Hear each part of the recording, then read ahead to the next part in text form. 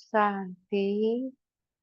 आज का विषय है माया के झूले को छोड़ अतीन्द्रिय सुख के झूले में सदा झूलते रहो। मीठे बाबा कहते हैं यह संगम युग है, मौज मस्ती का युग है। इस युग में हमें क्या करना है? परमात्म मिलन का अनुभव करना है, उनसे अतीन्द्रिय सुख का अनुभव करना है, सुख के झूले में सदा झूलते रहना है। पर कैसे? जब हम एक कदम आगे बढ़ाते हैं, हमारे जीवन में उस कदम से उमंग उत्साह आता है, क्योंकि हम आगे बढ़े हैं। ऐसे में क्या होता है? जैसे ही कदम आगे बढ़ाया अर्थात कोई नया फैसला जीवन में लेते हैं, तो वहां पर कुछ क्षण बाद ही एक पेपर आ जाता है, एक तूफान आता है। वह तूफान क्या करता है? जो भी उमंग उत्साह हमारे जीवन में आया था, उसको आने से रोकता है, हमें दिल शिकस्त कर देता है।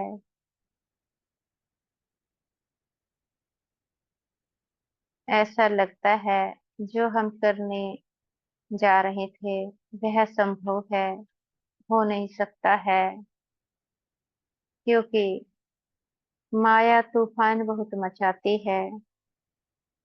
वह भ्रम में डालती है, इसलिए जिससे कि हम उस कार्य से दूर रहे जो हम करना चाहते हैं, स्वयं का परिवर्तन करना चाहते हैं, कुछ पाने की इच्छा रखते हैं। उस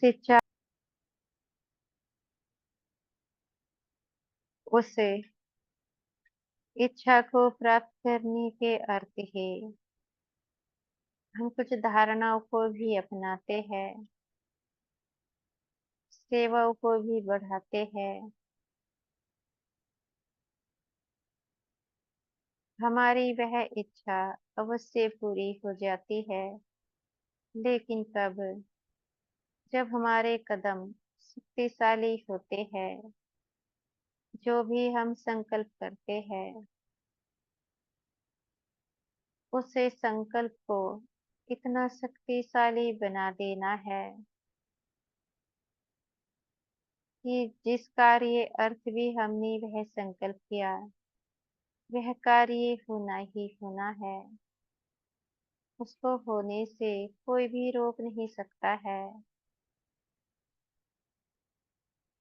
क्योंकि अविनाशी शक्ति या तो परमात्मा के पास है या फिर आत्मा के पास होती है।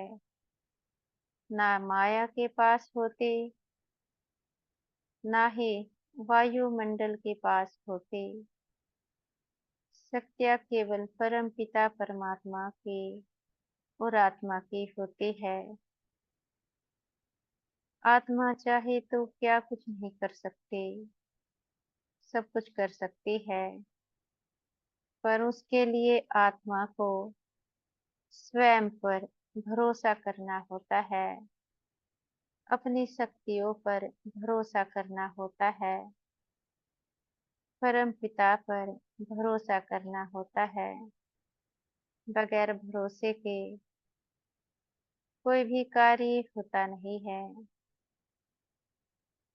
जरा विचार करें, आत्मा तो है अविनाशी, उसकी शक्तियाँ भी अविनाशी है, और माया है विनाशी। क्या विनाशी चीज अविनाशी चीज पर भारी पड़ सकती है? बिल्कुल भी नहीं पड़ सकती, क्योंकि अविनाशी तो अविनाशी ही होती है और विनाशी विनाशी ही होती है। आत्मा चाहे तो अपने संकल्पों से क्षण भर में ही माया के तूफानों को भस्म कर सकती है, सब कुछ कर सकती है।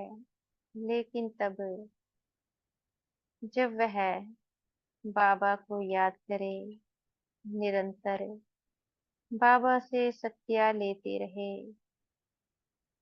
बगैर याद के शक्तियाँ आए कैसे,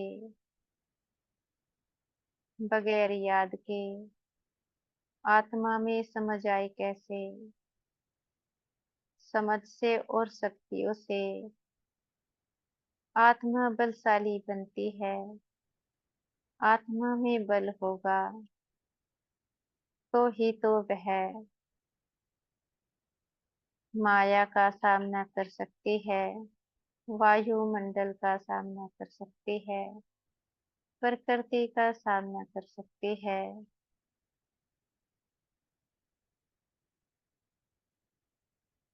जितना स्वयं को आत्मा समझते हुए, आत्मा की महसूसता करते हुए, आत्मा का बिंदु रूप देखते हुए परम पिता के बिंदु रूप को याद किया जाता है, आत्मा बलशाली बनती जाती है। जो बलशाली होते हैं, विजयी वही बनते हैं। अगर आज भी हम कुछ बातों में विजयी नहीं बनते, उसका कारण है अभी शक्तियों की कमी है, और शक्तियों को प्राप्त करने का सबसे सहज जो उपाय है वह है अपने को आत्मा देखना और परम पिता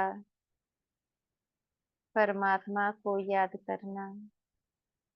जितना अपने को बिंदु देखते हैं और परमात्मा बिंदु को याद करते हैं, आत्मा की खोई हुई स्मृतियाँ आ जाती है। जब उसकी स्मृतियाँ आएगी, वह भी अनादि आदि संस्कार, तभी तो वह पुराने विचारों से युद्ध कर सकती है। अगर शक्तियाँ ही नहीं होगी तो पुराने विचारों से युद्ध कर कैसे सकती है। आत्मा को वही पुराने संबंध याद आते हैं, पुरानी वस्तुएं याद आती है, क्योंकि शक्तियाँ नहीं। और शक्तियों को प्राप्त करने का सहज साधन बस एक बाबा को याद किया जाए। याद भी आत्मिक स्थिति में होनी चाहिए। अपने को आत्मा देखते हुए जब तक अपने को आत्मा देखते हुए गहरा अभ्यास नहीं करते हैं, तब तक अतीन्द्रिय सुख के झूले में कैसे झूला जा सकता है। यह थोड़ा सा समय संगम युग का रह जाता है। अगर इस समय अतीन्द्रिय सुख का अनुभव नहीं करते हैं, तो जरा विचार करें, जब द्वापर युग से यात्रा शुरू होगी, वह भी दुखों की यात्रा, क्या उस समय अतीन्द्रिय सुख जीवन में मिल सकता है? नहीं मिल सकता है, क्योंकि इस समय भाग्य ही नहीं बनाया है। जैसा इस समय भाग्य बनाएंगे, वैसी ही अवस्था द्वापर से आत्मा की बनती जाती है, क्योंकि वहां पर आत्माएं अपने गुणों से, शक्तियों से गिरती जाती है। जितनी शक्तिशाली आत्मा इसमें संगम पर रहती है, वैसे ही शक्तिशाली आत्मा द्वापर में भी अपना पाठ बजाती है और कलयुग में भी बजाती है। तो इस समय अपने को इतना तपाना है कि जब वह दुख का समय शुरू होता है, उसे दुख के समय में भी हम परम पिता को याद करते रहे। भल किसी भी नाम रूप में याद करें, पर उनकी याद हमारी बुद्धि में बनी रहे। हमारा प्यार उनके लिए सदा बना रहे। किसी न किसी रूप में वह हमारे सम्मुख रहे। बनना तो इसी समय है। अगर इस समय नहीं बनते तो फिर कभी भी नहीं बन सकते हैं। यह स्वयं से पूछना है, हम कितने भाग्यशाली है। क्या हमने ऐसा भाग्य कमा लिया है कि हम अतीन्द्रिय सुख का अनुभव कर सकते हैं। अगर नहीं कमाया है तो बस से कमाना है। यह हर एक आत्मा का जन्मसिद्ध अधिकार है। अच्छा, ओम शांति।